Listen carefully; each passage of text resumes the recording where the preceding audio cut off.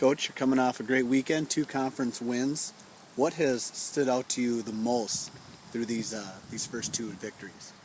Yeah, the first 2 wins of the season that are in conference. I mean, that's what says it all. Is that we haven't done that before, and our conference is extremely difficult. Anytime you pick up a win, it's definitely a positive movement forward for our guys. Just that self-belief right away, because we haven't been winning in years past, and when things go the other direction for you, you're not winning games, or a bad bounce goes the other way, it's easy for a team to go, oh, here we go again. So it was very important for us to pick up at least 1 win. We picked up 2, so I think we're getting over that hump or that plateau of things going against us, and now we're getting a little bit of some self-belief, which is important.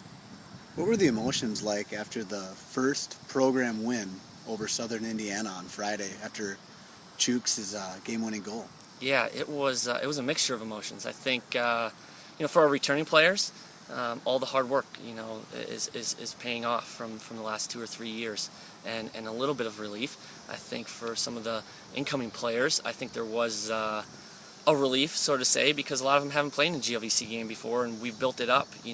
It's not going to be like this when we get in the GLVC, or the competition. The level's much higher, so it was their first taste, and I think there was some nerves because of that. But then just complete excitement from everybody, just knowing that we did a good job, enough to secure the win. But we enjoyed it for the night. But then once we headed back home on the bus the next morning on Saturday, it was back to work, and we were preparing for the next game. You've had several players performing at very high level. What have we maybe not seen in the stands that you and your assistant coaches have seen out of a few players? Yeah, I think overall it's our mentality. We have a thing called go to work, where we don't want to get too high or too low, so we call it the work line. So we score a goal, we don't want to get extremely excited and lose sight of the game. And if we make a mistake, we don't want to get completely too down about it. I think that's been the main thing. We've had some players put in some great efforts that aren't stat guys. As far as Addison Ferry as a right back, both of our center backs, Tyler Stencil and Andy Ruderman, have stepped up big and some really big 50-50 balls where they were almost bone-crunching tackles, but that's not on a stat sheet in soccer, so I mean that's huge.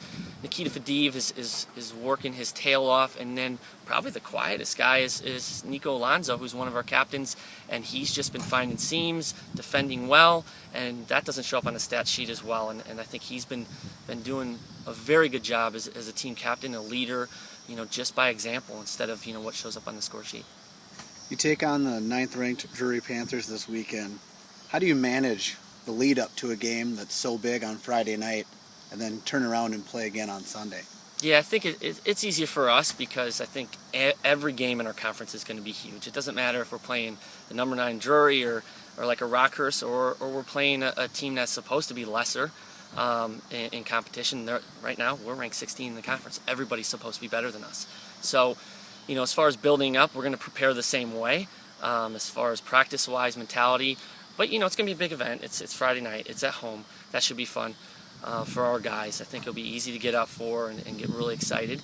And, we'll stay in the moment. We always talk about playing in the present. So we've kind of gone over with our guys through our mental training with Max Rook, my assistant, and we'll take it game by game. So we're not looking towards Sunday. I haven't even gone through any of the scouting reports for Sunday. Everything's focused on Friday, and we'll keep it in the present. And then once we get past Friday's game, either way, win, loss, draw, we'll start preparing that Saturday for the Sunday game.